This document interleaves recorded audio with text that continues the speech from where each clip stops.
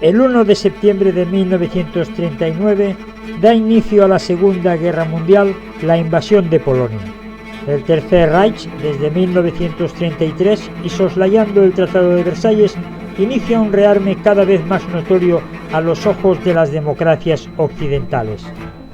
7 divisiones acorazadas con más de 2.000 carros de combate, 2.400 aviones y 4 divisiones motorizadas con un total de 1,5 millones de soldados se lanzan sobre el indefenso ejército polaco compuesto por apenas 880 tanques, 350 aviones y 1 millón de soldados.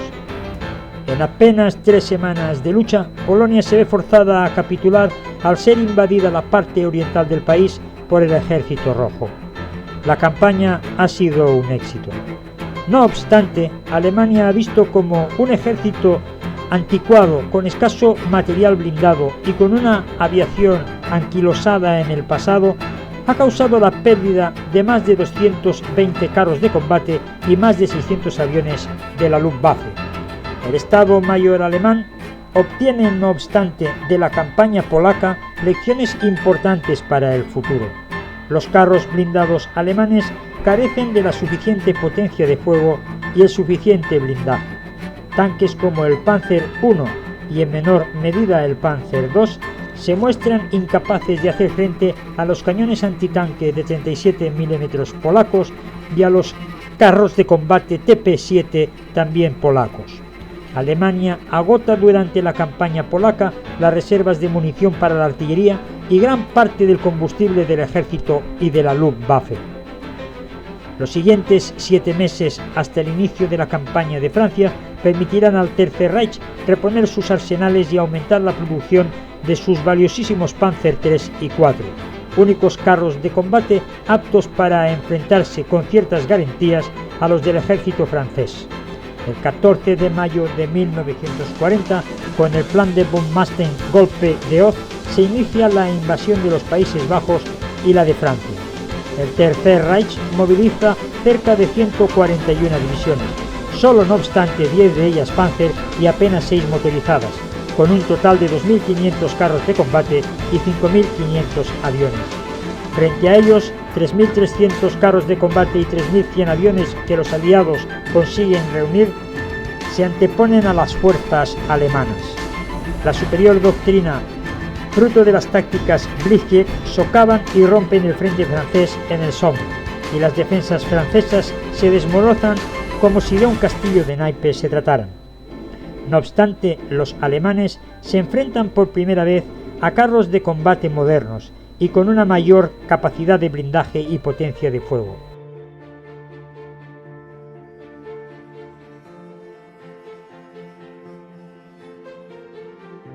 Derrotada Francia y debatiéndose por su propia supervivencia Gran Bretaña, Hitler, tras el pacto Molotov-Ribbentrop que garantiza la salvaguarda de su frontera oriental, puede planear su siguiente golpe sin apenas oposición.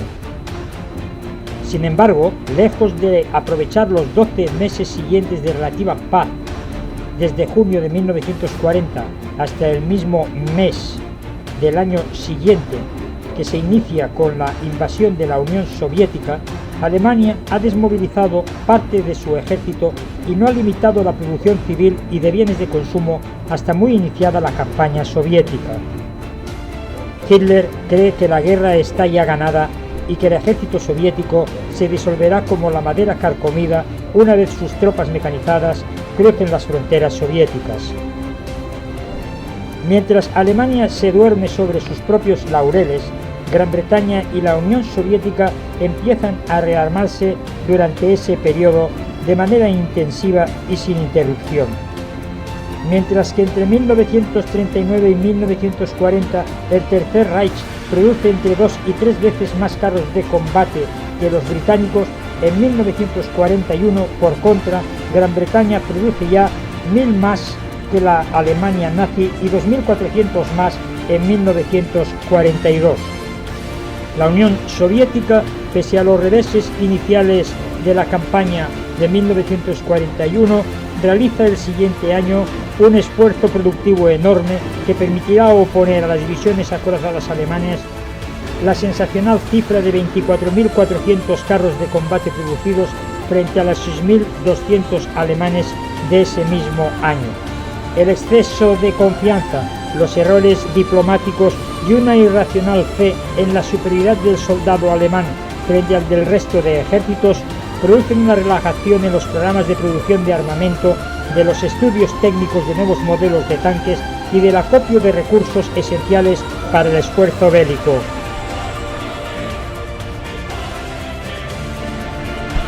Alemania, gracias a las lecciones de las campañas de Polonia y Francia, ha centralizado durante este periodo su producción en los dos modelos de carros de combate que más eficaces se han mostrado a lo largo de las campañas de 1940 y 1941. La fabricación hasta 1942 de los modelos Panzer III y IV suman casi ya el 70% de la producción total de carros. Pese a ello, estos modelos no superan en líneas generales a los carros británicos Matilda o a los KV-1 y T-34 soviéticos. La sorpresa que causarán estos modelos en los alemanes les llevarán ya en 1942 a iniciar la producción de nuevos carros de combate con mayor blindaje y potencia de fuego, así como a la creación de nuevas versiones de los ya Panzer III y IV, a los que adoptarán nuevos cañones de 50 y 75 milímetros respectivamente, así como a dotarlos de un aumento significativo de su blindaje. Tras la caída de Francia y la evacuación del ejército expedicionario británico en Dunkerque, Gran Bretaña centra sus esfuerzos productivos en la fabricación de nuevos cazas que le permitan, junto con la Royal Navy, frustrar el inminente desembarco en sus costas por parte del ejército alemán. De tal modo que en 1940 Gran Bretaña ha producido ya un tercio más de aviones que la Alemania nazi y un 60% más en 1941. En el caso de la Unión Soviética, las terribles pérdidas de su aviación los primeros meses de la contienda no se recuperarán hasta finales de 1941 y durante todo el año siguiente, año en el que las fábricas soviéticas producirán más de 10.000 aviones que sus homólogos alemanes. Otro dato importante es que mientras que la Alemania nazi sigue produciendo un sinnúmero de diferentes modelos, los británicos y soviéticos centralizarán su producción en un número mucho más reducido, lo que les permitirá simplificar la producción y maximizarla.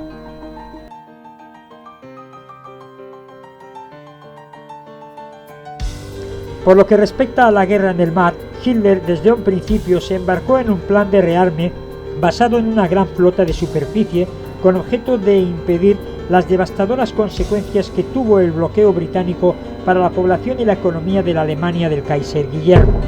Dicho plan no debía concluirse hasta 1945, de modo que al estallar las hostilidades, la flota de alta mar de Hitler no podía en ningún caso oponerse a la británica.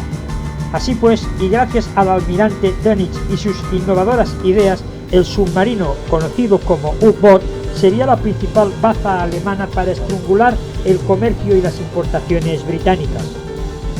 Pese a ello, el número de U-Boats disponibles en 1939 era claramente insuficiente para tan ingente labor. Debemos tener en cuenta que de los 90 U-Boats disponibles en 1940, solo un tercio de los mismos estaban en condiciones de operar simultáneamente, simplemente por razones operativas.